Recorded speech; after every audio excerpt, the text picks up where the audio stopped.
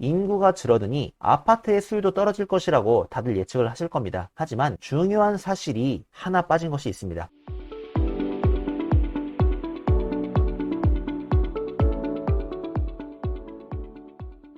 네, 여러분 안녕하세요. 반갑습니다. 일본 부동산 투자 방법과 썰을 풀어드리는 일본 오야상입니다. 오늘의 주제! 오늘은 향후 일본 인구의 증감을 파악하면 투자할 장소를 알 수 있다에 대해서 이야기를 해보려고 합니다. 오늘의 수업 내용은 다음과 같습니다. 첫 번째, 향후 일본의 인구 변화 예측에 대해서. 두 번째, 일본 도도부현별로 2045년 추정 세부 인구에 대해서. 세 번째, 고령화가 늘어나는 것에 따른 아파트 수요 예측. 이 세 가지 내용으로 수업을 해보겠습니다. 제 채널은 일본 부동산 투자의 노하우를 제 지식과 경험을 토대로 설명을 해드립니다. 마지막까지 영상 잘 봐주시고 구독 버튼과 좋아요 눌러주시면 감사합니다. 오야상. 자, 먼저 일본의 향후 인구 변화 예측에 대해서 설명을 해드리겠습니다. 자, 이 표를 보시면은 이것은 국립사회보장인구문제연구소 일본의 지역별 이제 장래 추정 인구에 대한 이제 공식 발표. 2045년도는 이제 모든 도도부현에서 고령화율이 30%가 넘어간다라고 써 있습니다.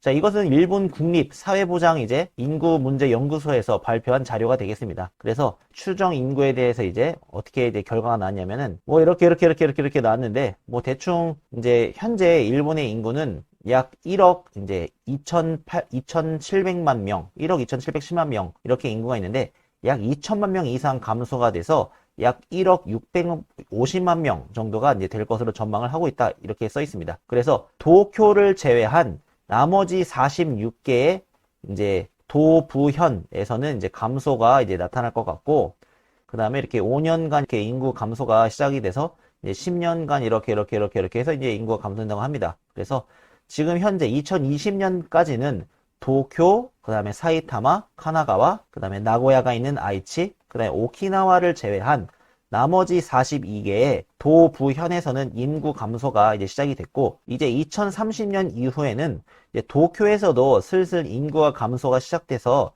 모든 일본의 전국 도도부현에서 이제 감소가 시작이 되겠습니다. 라고 써있죠. 이 나타낸 표가 이렇게 되어 있습니다. 자, 이 표를 보면서 잘 설명을 해드리면, 자, 2020년에서 2025년은 일단 이제 홋카이도 쪽은 아직까지는 인구가 조금 아직 감소하는 이제 추세가 되겠고, 벌써 지금 인구 감소폭이 큰 곳이 아오모리, 아키타, 그 다음에 여기가 이와테, 그 다음에 야마가타, 후쿠시마. 지금 이곳은 벌써 인구 감소가 벌써 뚜렷하게 지금 나타나고 있다라고 하는 겁니다. 그리고 2030년이 지나서 보시면 이제 홋카이도도 점점 감소하는 추세가 되겠고, 그 다음에 뭐 아오모리랑 아키타는 지금 이제 10% 이상 이제 감소가 되는 거죠. 뚜렷하게 지금 감소가 폭이 크다라는 것을 알 수가 있겠습니다. 그리고 추가적으로 이제 감소폭이 나타나는 곳이 이제 니가타, 그 다음에 야마나시, 그 다음에 이거는 나라하고 와카야마인가요? 나라하고 와카야마, 그 다음에 시코쿠는 지금 전반적으로 지금 감소폭이 지금 나타나고 있습니다. 시코쿠 중에서는 이제 다카마츠, 카가와를 제외한 나머지는 이제 감소폭이 큰 것으로 지금 알 수가 있겠고, 그 다음에 이쪽은 야마구치인가요? 이제 야마구치, 그 다음에 나가사키, 그 다음에 이쪽이 가고시마, 네, 가고시마죠. 자, 이렇게 되어 있는데, 참고로 이거 쬐끼면서 잘 안 보였는데, 오키나와는 지금 도쿄와 더불어서 지금 인구 증가폭이 크고 있습니다. 2030년에도 도쿄랑 더불어서 지금 인구 증가가 나타나고 있고요. 그 다음에 2040년이 지나서 이제 동북 쪽은 지금 전멸입니다. 동북 쪽은 지금 엄청나게 지금 인구 유출이 심하게 되고 있다는 거죠. 그래서 조금 이쪽 지역에 거주하시고 계시는 분들한테는 조금 죄송한 말씀이지만, 좀 이쪽 동북 쪽에 계신 분들은 좀 투자를 신중히 생각하시는 게 좋을 것 같습니다. 하지만 이게 일단 이렇게 지역으로 보면은 동북 쪽의 감소가 심하다라고 써 있는데, 일단 이거는 전체적인 이제 인구로 봤을 때는 감소의 폭이 큰 것이고요. 예를 들어 지금 이제 홋카이도의 이제 삿포로 같은 경우는 인구의 폭이 감소가 그렇게 높지 않습니다. 하지만 이 홋카이도 전체적으로 봤을 때 이제 인구의 감소가 클 뿐이지, 실제로 이제 삿포로는 그렇게 크게 감소는 없어요. 그러니까 무슨 말이냐면은 이 홋카이도에 살고 있는 사람들은 이제 홋카이도에 계속 거주를 하기 희망한다. 대신 그런 사람들은 다 어디로 몰린다? 삿포로로 몰린다 이겁니다. 그래서 지금 이렇게 보시면은 전반적으로 이제 감소폭이 크게 뚜렷하게 나타나고 있죠. 그래서 향후에 약 한 30년 후에 자료를 보면 도쿄를 중심으로 한 이제 수도권, 그 다음에 나고야를 중심으로 한 나고야의 주위, 이제 미에라던가 이제 시즈오카 쪽, 그 다음에 오사카, 교토, 이제 칸사이 쪽이죠. 그 다음에 이제 히로시마 쪽, 이쪽은 그 다음에 유지가 되는 것 같고, 그 다음에 큐슈에서는 이제 후쿠오카, 시코쿠에서는 이제 카가와가 있는 다카마츠, 딱 이런 지방에 있는 거점, 중심 도시만 살아남고 그 나머지는 이제 점차적으로 인구의 감소폭이 크다라는 것을 알 수가 있겠습니다. 자, 여기 보시면은 아키타현은 고령화 인구가 50%가 넘어간다고 하네요. 그러니까 일본 전국에서도 고령화 비율이 크다라는 말이 되겠습니다. 자, 아무튼 이런 표가 있는데, 자, 이건 표는 아까 방금 제가 말씀드렸지만 딱 특정의 어느 도시가 뭐 망한다 이런 게 아니고 전체적으로 봤을 때 인구가 감소의 폭이 크다라고 말씀을 드리는 겁니다. 예를 들어서 이 지금 홋카이도가 지금 계속 감소폭이 크다고 이렇게 써 있는데, 자, 한번 이 두 번째 자료를 볼까요? 자, 두 번째, 일본 도도부 현별 2045년 추정 세부 인구에 대해서 설명을 해드리겠습니다. 이게 바로 2045년 각 시별로 이제 상세하게 나타낸 인구 그래프 랭킹표가 되겠습니다. 자, 그래서 2015년 기준으로 만들어진 자료입니다. 그래서 지금은 2021년인데 조금 다소 이게 좀 차이가 있을 수가 있어요. 그래서 일단 전국적으로 인구가 제일 많은 곳이 이제 요코하마시가 인구가 제일 많네요. 자, 2015년 기준으로 370만 명이 있다고 합니다. 그리고 2045년이 되면은 이제 인구 증가율이 7.5%가 이제 줄어든다고 하네요. 자, 그래서 340만 명이 돼서 그래도 이제 인구는 이제 2015년 1이고 이제 2045년에도 그래도 1이다 이렇게 써 있습니다. 그래서 일본 전국적으로 인구가 대략 20% 이상이 줄어든다라고 앞서 설명을 해드렸습니다. 그래서 여기 보시면은 인구 증가율이 마이너스 20%가 넘는 곳은 일본 전국에 비교해서 감소폭이 큰 도시라고 생각을 하시면 되겠고, 20%가 넘지 않고 뭐 마이너스 10%라던가 이런 곳은 이제 인구 증가 감소가 폭이 이렇게 영향이 크지 않은 도시가 되겠습니다. 자, 보시면 이렇게 뭐 증가하는 곳도 있죠. 빨간색.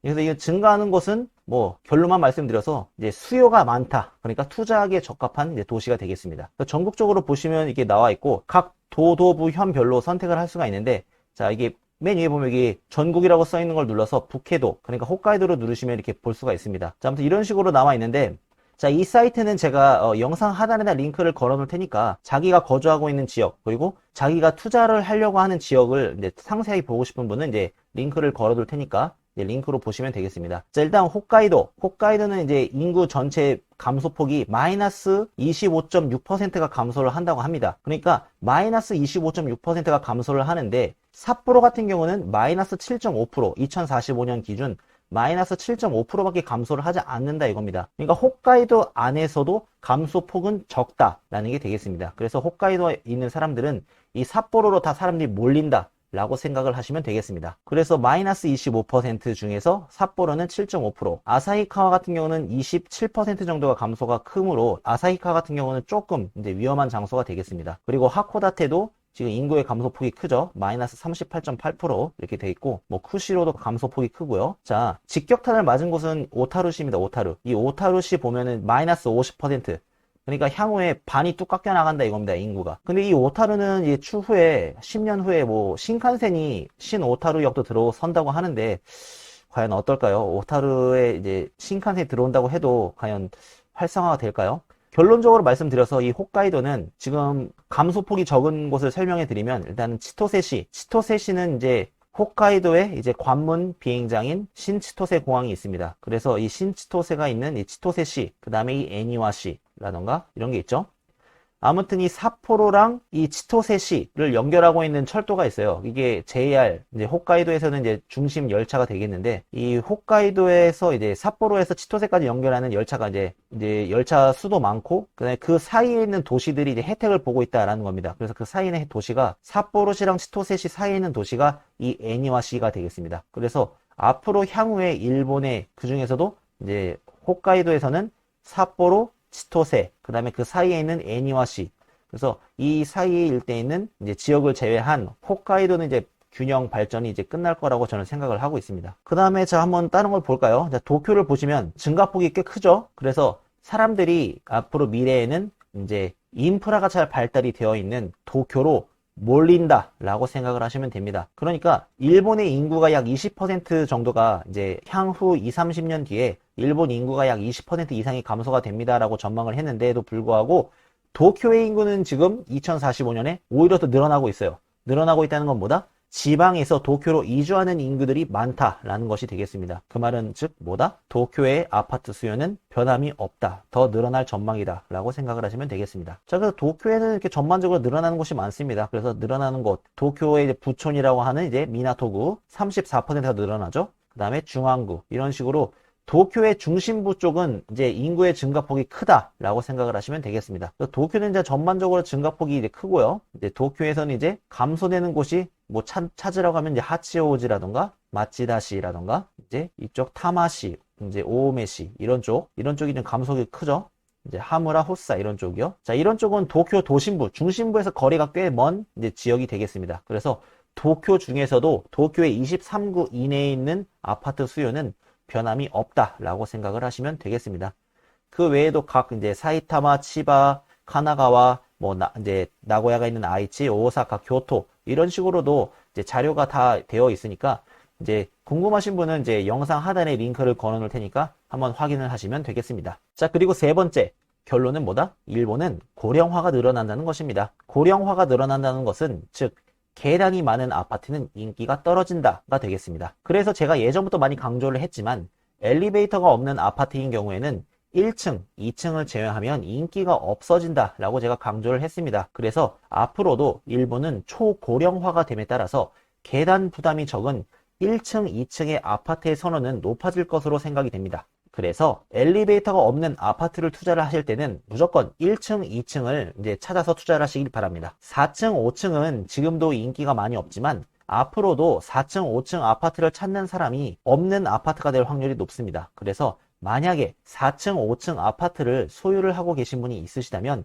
빠른 시일 내로 처분을 하는 것을 저는 추천을 해드립니다. 3층은 조금 애매한데 세입자가 모집이 잘 되는 지역이라면 일단 처분을 하지 않아도 되겠지만 세입자가 진짜 모집이 힘든 3층인 아파트인 경우는 이것도 빨리 처분을 하시는 것을 저는 권해드립니다. 하지만 이러한 데이터만 가지고 이야기를 하기에는 중요한 사실이 하나 빠진 것이 있습니다. 그것은 인구가 줄어드니 아파트의 수요도 떨어질 것이라고 다들 예측을 하실 겁니다. 하지만 인구가 줄어들고 고령화가 진행됨에 따라서 그만큼 노동력이 부족해지기 때문에 그만큼 외국인의 일본의 입국, 그 다음에 취업 활동이 늘어나지 않을까라는 생각을 저는 합니다. 그렇기 때문에 일자리가 많은 대도시권의 1LDK나 2LDK 등 싱글 타입의 아파트의 수요는 크게 변동이 없을 것이라 생각이 들지만 이제 4LDK 같은 이제 대형 큰 평수의 아파트의 수요는 점차 사라지지 않을까 생각이 듭니다. 그래서 제 예상은 1LDK, 2LDK 그리고 저렴하다면 3LDK 정도까지가 실제 월세 수요가 있을 거라 예측을 하고 그 다음에 이러한 외국인 노동자들이 선호하는 것은 호화스러운 비싼 월세 아파트보다는